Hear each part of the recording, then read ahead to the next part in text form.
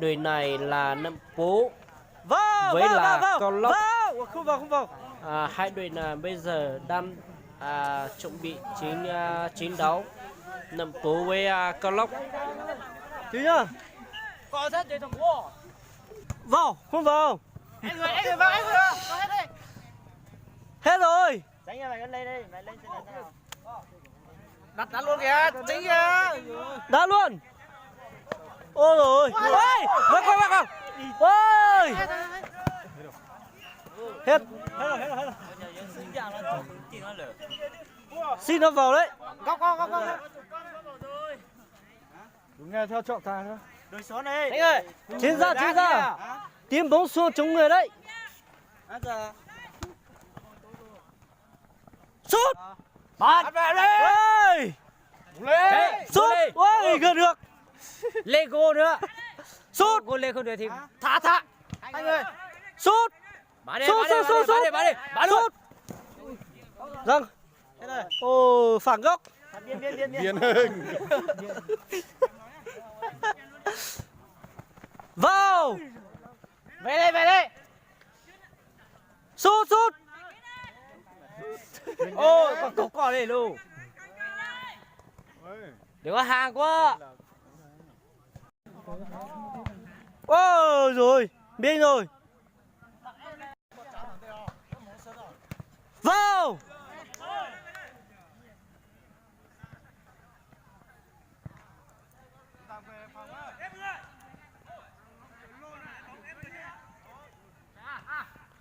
Trình. Sút. Vào. Ôi rồi. Ra ngoài.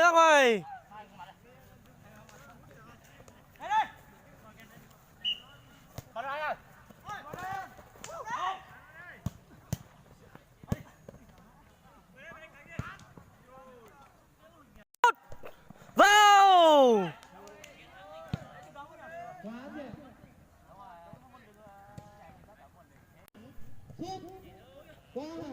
Ôi rồi.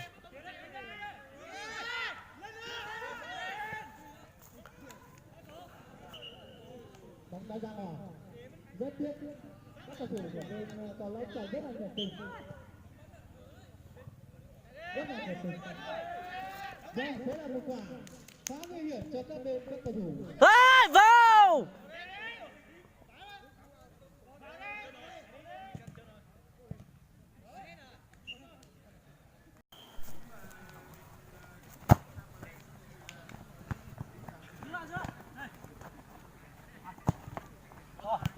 Rồi.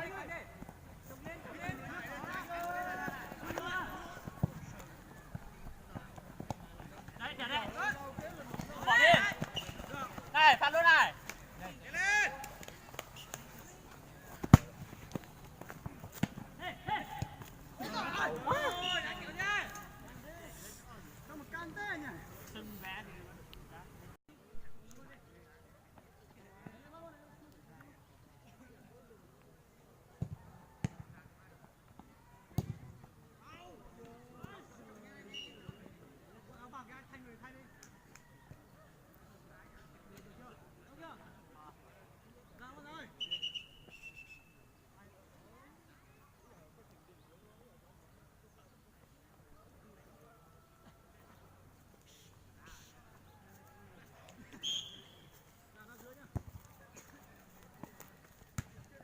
Ngoài.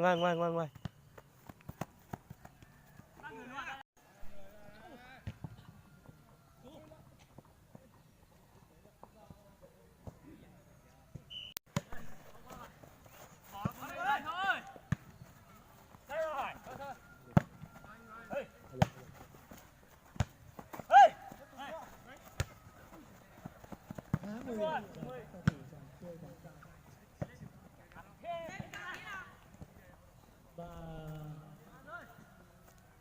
bóng đã ra ngoài.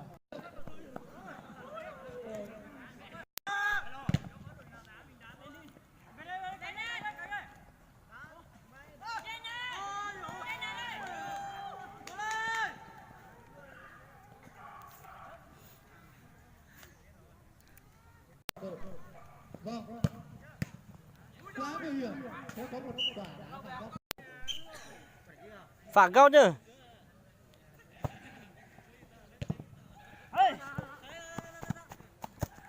Ngoài rồi.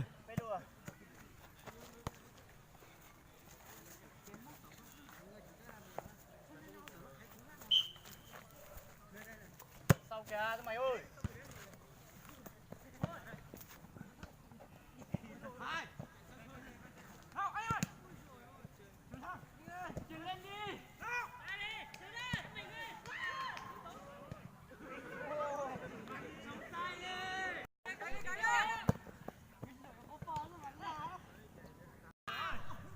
Ôi rồi.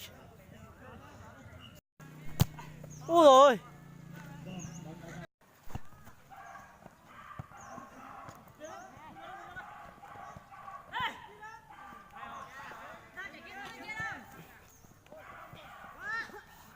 Không có gì khó.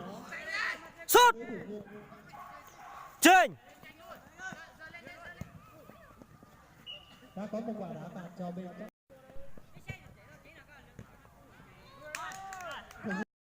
Tấm đấu để chống chế bàn thắng.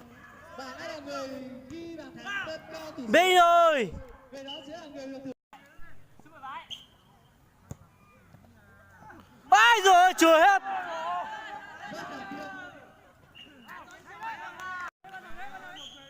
Sút thẳng đây.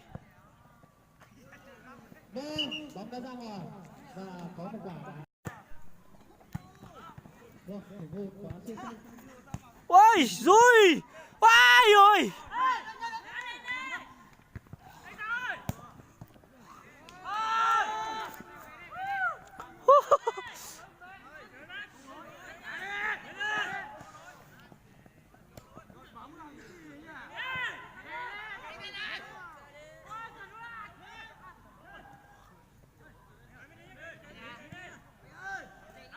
Trên đây.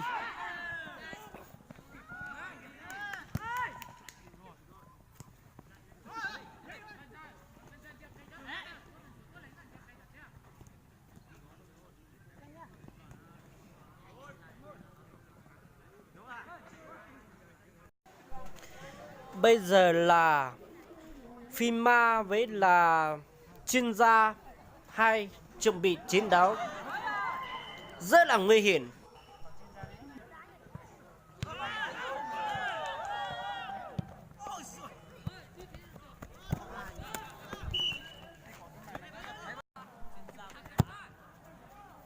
Ui.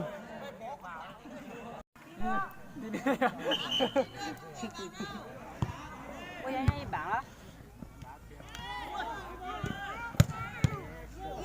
Vào vào.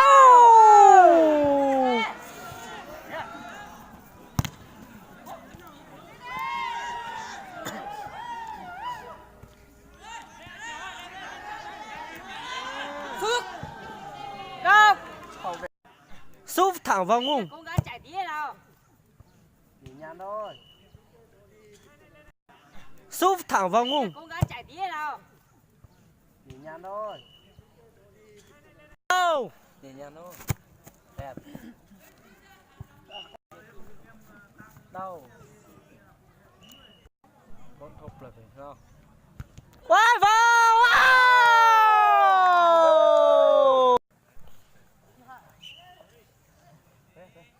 Sút vào.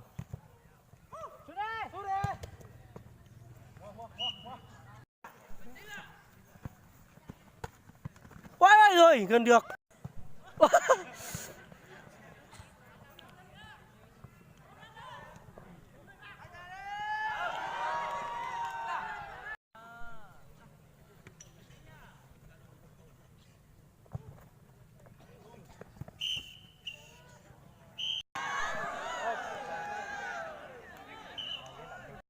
Thì bắn vào đó từ mà trên có chân thấy chó.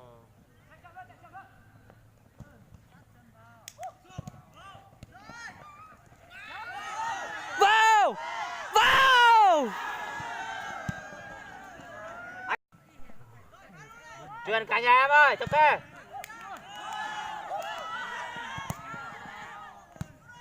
Chọc em ơi. Ôi kìa.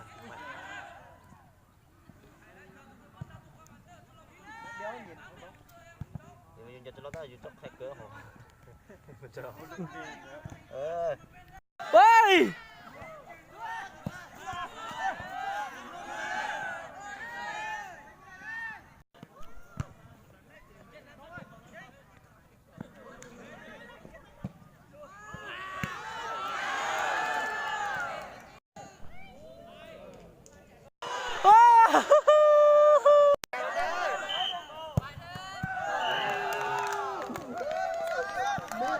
còn có kim vàng kia hả gì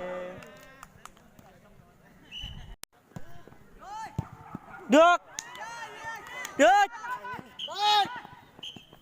tới rồi không sao đâu, mình tay một tí thôi mà không sao.